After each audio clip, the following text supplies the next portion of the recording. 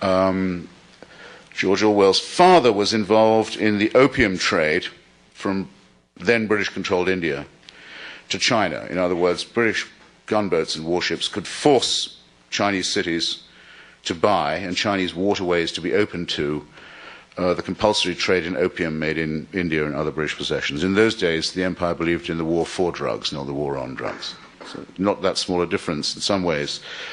In those days, they thought that if you gave people drugs, it would keep them quiet, as well as make money for the drug dealers. In other words, Orwell's family was built on a guilty secret, a dirty secret, a colonial secret. And he himself volunteered in his early life to become a policeman in a part of that empire, Burma, now known as Myanmar, and living under a Stone Age dictatorship. And by the experience, I think, of disliking his father and his father's business and feeling guilty about the source of the family income and feeling sick about the job he was doing, he came to a very important conclusion, which is a very modern one, by the way. In some ways, post-colonial studies are founded by George Orwell and his writing. And so are many of the works now written about the relationship between power and race and gender or sex. I'll put it as bluntly as this. If you were, in colonial Burma, the most westernized Burmese man, and you'd been to 3 European universities, and you spoke English better than most English people do, and you had 5 qualifications, it wouldn't make any difference to you. You would never be allowed to enter the Englishman's Club in Rangoon, in the capital of the country. You'd never be allowed in by the front door. You might possibly be allowed in on special occasions as a guest, but you'd never get in there. In your own country, you would be considered alien because you were born there. That would be a good definition of racism, I think. However, if you were the least educated and least empowered and least literate Burmese woman, you could go into any Englishman's villa any time you liked, as long as it was by the back door, and as long as it was a money relationship.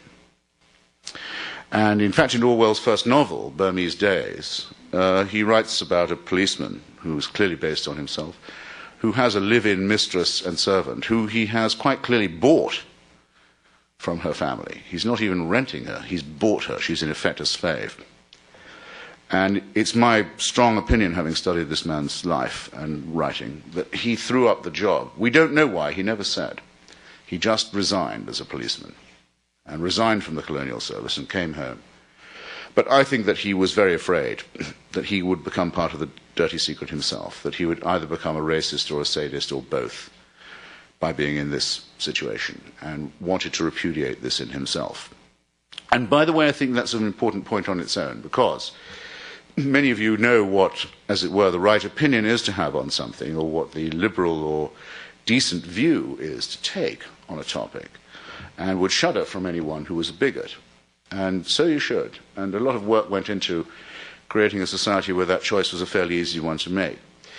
But that wasn't the case with George Orwell at a time when assumptions of this kind were very common. And the critical thing about it is he didn't face this prejudice in other people.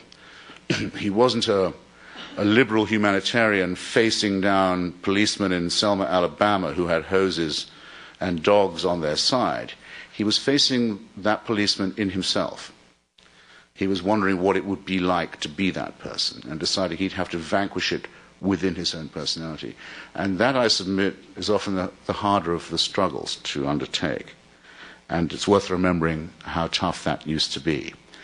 At any rate, what he understood when he'd done with this, and he was then still quite young, he had never been to university, he'd never had any money, he never had a safe or steady job, was he knew that there was a filthy secret at the heart of power, and that secret was in a sense a pornographic secret.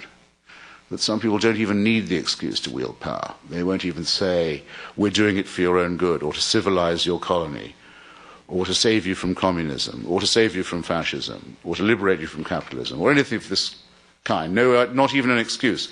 We're in power because we like it.